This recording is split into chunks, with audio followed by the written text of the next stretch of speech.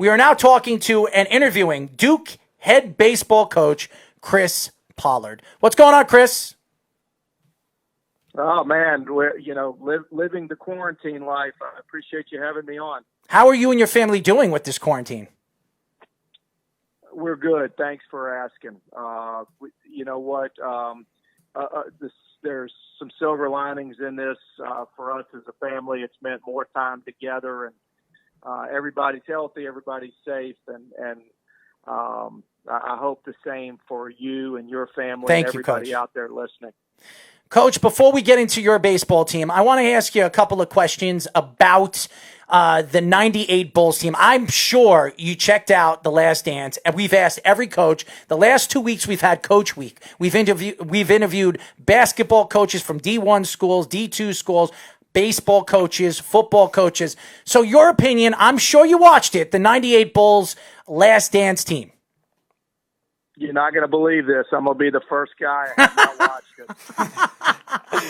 It was only a matter of time. You didn't get sucked in? You didn't get sucked in with that 98 Bulls team? So, you know what? I remember watching those teams as a basketball fan, growing up and just being in awe of Michael Jordan. And, that was my era as a fan growing up. I will watch it. I promise. I have not yet, though. Well, I'm not gonna shoot you, Coach. I understand. You got your family, you got quarantine. You're better off watching soap operas. I haven't watched any of those either. I promise. Well, I can send you to some of the shows that you can watch because I've been watching a couple of them. Anyways, we are talking to Duke head baseball coach Chris Pollard.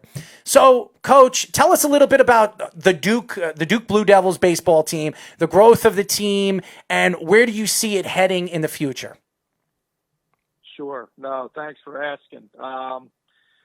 Simply put, one of 7 programs entering the 2020 season that had been back to back-to-back super regionals. That's both a thing to be proud of and also a thing that creates a lot of frustration because it's great to say that you've made 2 deep runs in the postseason. It's also really painful to say that you've gotten within 1 win of the College World Series in back-to-back seasons and didn't finish the job. So we came into 2020 with a mission in front of us, and that was to kind of take the next step. This group got off to a great start, 12-4, took a series from number 11 Florida State. I think one poll had us 8th, one poll had us 10th when the season ended. This was a team that had some really nice pieces to be able to make a deep run in the postseason. You need a little bit of luck, but I think this team could have gone a long way. While it's frustrating that the season came to such an abrupt end, there's plenty to be excited about with the future of Duke baseball. We've got a great group of kids returning. I think Baseball America had us ranked 14th in their very early 2021 preseason poll. We've got 2 Gatorade State Player of the Years coming in our 2020 recruiting class. So a lot to be excited about. Yeah, have we spent some time mourning the loss of the 2020 season? For sure. We know there are bigger things out there than baseball, and understand that, and know that there's people that are really suffering and want to be sensitive and have empathy for those folks. But in the long run, this program is in position that we believe to compete for Omaha year in and year out. 2 of those guys that had the impressive starts were Matt Mervis and Michael Rothenberg. Both were hitting over 300 to start the season, driving in runs. What was the most impressive thing about you watching them hit and just play as a whole in the beginning of this season? Yeah, I really felt like they were arguably playing as well as any 3-4 combination. You had Rothenberg batting in the 3-hole and Mervis batting in the 4-hole. I thought they were as good of a back-to-back punch as really any duo in the country. To answer your question, what was I impressed with regards to the way they were playing? Both those guys, while they were slugging the baseball. I mean, both those guys were hitting the ball out of the ballpark some and driving the baseball. They were both really creating opportunities by getting on base. Rothenberg was walking almost 2-1 to his strikeouts, and Matt Mervis was a high on base percentage guy. We knew that we needed to get some guys around them going a little bit if we were going to be the team we thought we were going to be, but we felt like it was just a matter of time. But I think both those guys have really bright futures ahead of them in professional baseball. We are talking to Duke head baseball coach Chris Pollard. Now, Chris, we ask every single coach, what is it like walking or going into a recruit's house, talking to the parents, telling them a little bit about the Duke school, the collegiate school that it is. It's very well known because of the basketball team, and selling your product to the parents and to the athlete. What do you do when you do that, when you walk into that house? Yeah, you know what? That's an easy one, right? So Duke is an exceptionally rare combination of elite academics and elite athletics. You're talking about one of the best schools in the world, not just in the country, but in the world. So you've got a chance to pursue, if you come to Duke, you got a chance to pursue a world-class degree. While you do it, if you're a baseball player, you're going to play baseball in the ACC, which is arguably the best conference in college baseball, and you're doing it at an institution that is just known across the board for excellence. And you referenced basketball, and I love our basketball program. And Coach K has been a great friend and mentor to me since I got to Duke. But you look around our athletics department, Dan Brooks has got 6 national championships in women's golf. John Danowski and his son Matt, who's the recruiting coordinator, have 3 national championships in men's lacrosse. And wow.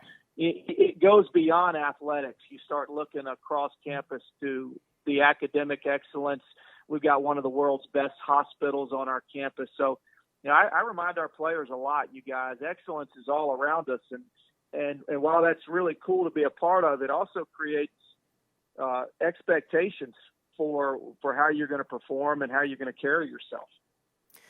Being that, again, it's mostly known being as a basketball school, does the baseball team as a whole feel undervalued on the team? And if so, does that motivate you and your team even further? And also, what is the baseball environment like in what is a notorious basketball school and just a basketball state in North Carolina?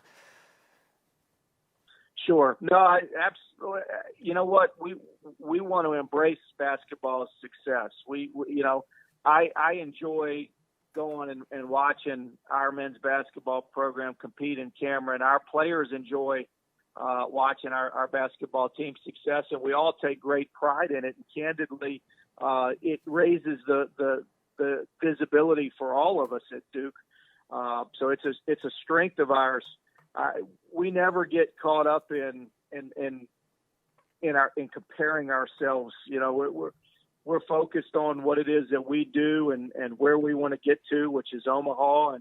And along the way, we want to have a great track record with our guys graduating and moving on to professional baseball. So, we want to be a program that is, that along with basketball paints Duke in a very positive light. And we appreciate all of the things that the success that Coach K and the basketball program have brought to Duke. Now, Coach, going to the MLB, and I know you're a big baseball fan. You're a coach. Your thoughts to the Astros situation. Now, we've asked other coaches, and they've given us good explanations, good information about what they thought on how the MLB should have handled this. Some of them thought the MLB handled it right. Some of them thought they should have really dropped the hammer on them. What were your thoughts with the Astros situation, and how would you have handled it if you were the commissioner? I have a couple of thoughts on it. Number one, I have a hard time with the guys, and even the guys in Major League Baseball, that act shocked that this was going on. This has been rumored in our sport at the Major League level and even down at the college level for several years now. So nobody should be surprised or act surprised when this came out. One of my biggest emotions is disappointment. I've got a 12-year-old son who loves the sport. Both my sons love the sport, but my youngest considered himself an Astros fan, and I really held Jose Altuve up to him as a player that he should emulate. That a guy that this is a guy you can model your game after. So to put a guy like that and to put an organization like that on a pedestal, and candidly, we've all done that in our sport, right? We've said Houston's doing things better than everybody else. They're doing analytics better. They're doing player development better. They're scouting better. And then for it to become known that hey, a big part of that success was the fact that they're just cheating. Sign stealing's not new in our sport. People have been stealing signs for years. I think where it crosses a line is where you're using a live video feed, and that's kind of an indefensible aspect to giving a sign, right? If you're going to steal it off of a camera and a TV monitor, my feeling on it changed over the years. When I was a young coach, I used to feel like, man, why would any opponent try to steal our signs? Over the years, it became, well, if we don't have a sophisticated enough approach to keep teams from stealing our signs, then that's our fault, not their fault. Right. But to think that an organization would use a camera feed and relay that info to the dugout, how do you defend that, right? What's the defense of that? And my fear is that also was happening at the college level. A lot of things trickle down from the professional level to the college level. As far as how baseball should handle it, that's a tough one, because I tend to be in the camp of people who think that this was not limited to the Astros and the Red Sox, that this is probably more widespread than anybody cares to admit. And that if Major League Baseball was really set on eliminating this, then they should have gone after it widely in our sport. I do think that, by sending a strong message with disciplinary action, you hopefully dissuade it from happening in the future. But the reality is, you guys, I bet you at times there were maybe half the organizations in Major League Baseball that were doing some form of this. If you were a coach in that situation where you knew maybe a conference rival or a team that you played a lot was doing that, would you try to adjust anything with the signs that you give creatively? And if so, how do you think coaches would do that if they were afraid that somebody was electronically stealing their signs and cheating like the Astros did? Well, I do have that fear that was happening to us, and we have made those adjustments, and I think those adjustments can be readily and easily made at the major league level.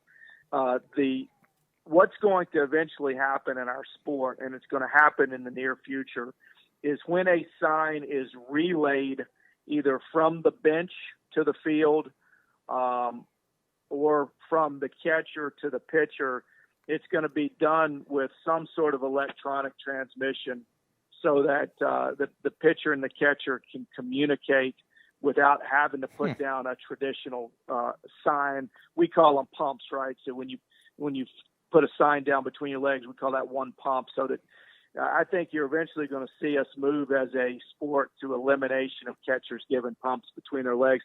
In fact, we had already started to do that in the 2020 season a good bit across college baseball by using the armbands.